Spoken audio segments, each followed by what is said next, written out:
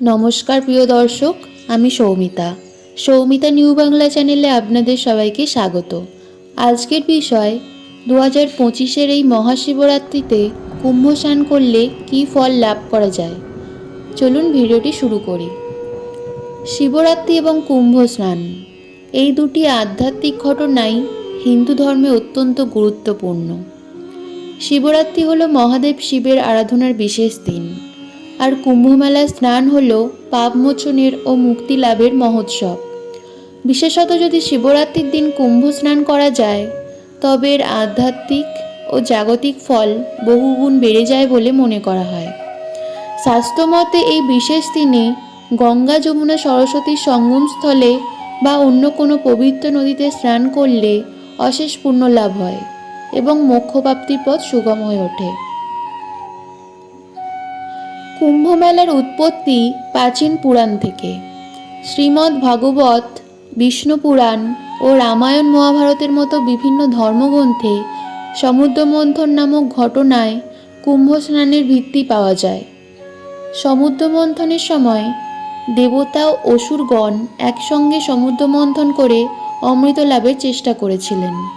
অমৃতের কুম্ভ থেকে তখনই 4 ফোঁটা অমৃত 4টি জায়গায় পড়ে। সেগুলি হল প্রয়াগরাজের ত্রিবেণী সঙ্গম, হরিদ্বারের গঙ্গা নদী, উজ্জয়িনীর শ্রীপ্পা নদী এবং নাসিকের গোদাবরী নদী।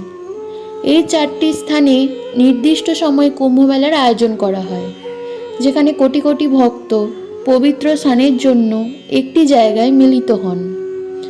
শাস্ত্রমতে এই সময়ে নদীর জল অমৃততুল্য হয়ে ওঠে, যা পাপমোচন করে ও মোক্ষ প্রদান করে।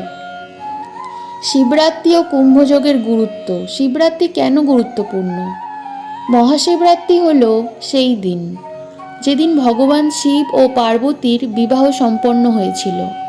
আবার একাধিক পুরাণ অনুসারে এই দিনেই শিব মহাদেবের রূপে আত্মপ্রকাশ ঘটিয়েছিলেন।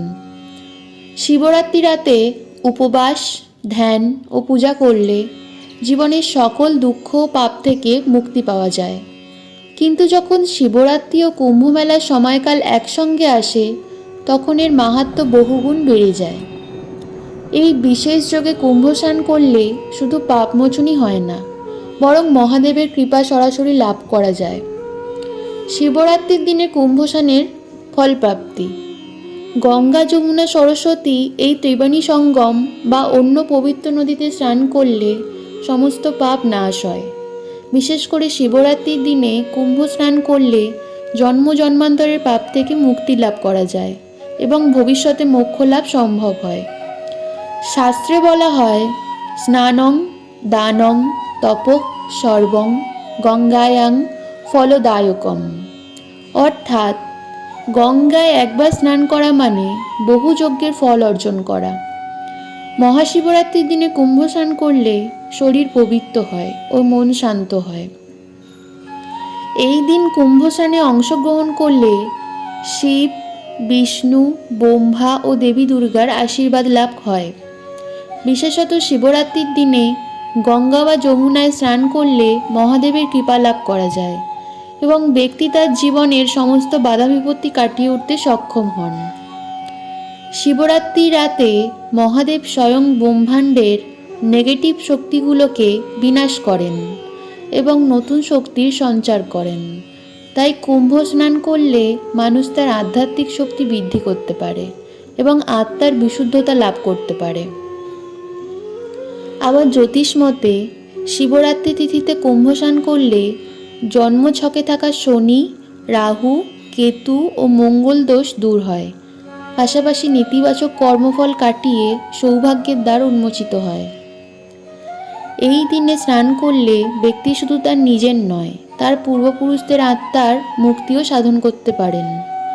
তাই বহু ভক্ত এই দিন পূর্বপুরুষদের উদ্দেশ্যে তর্পণ করেন এবং তাদের আত্মার শান্তির জন্য প্রার্থনা করেন। স্নানের পদ্ধতিটি হল সূর্যোদয়ের আগে নদীতে প্রবেশ করা সবথেকে বেস্ট সময়।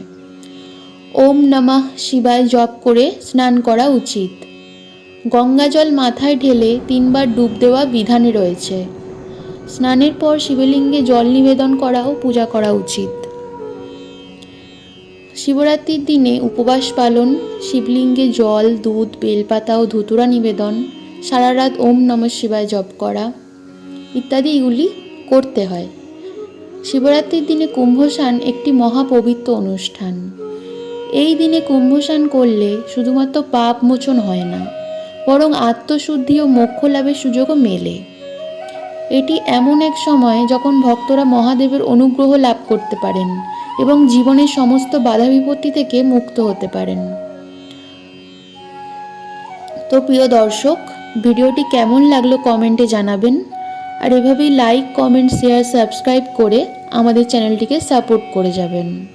ধন্যবাদ।